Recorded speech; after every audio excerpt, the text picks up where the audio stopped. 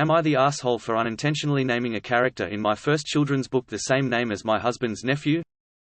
My son was recently diagnosed with a neurodiverse condition, and as a way of helping to explain this to him and also for my own personal processing, I self-published a children's rhyming book on Amazon. I wrote it under a different name to protect my son's identity, as at that stage we hadn't shared the diagnosis with many people. I chose the main character to be named Jack, which is a strong, common literary name, appears in many children's books and is quite generic in itself, but I made the images of the character somewhat resemble my son, red hair etc. Just before I published, when everything was set to go, I showed the book to my husband and he reminded me his nephew had the same name as my main character. I hadn't realized that up to that point, but then considered that it was a very common name for books and that his nephew was Asian in appearance and had no resemblance to the character, and that I was writing under a different name, that I would proceed as the name felt right to me for the story, and when I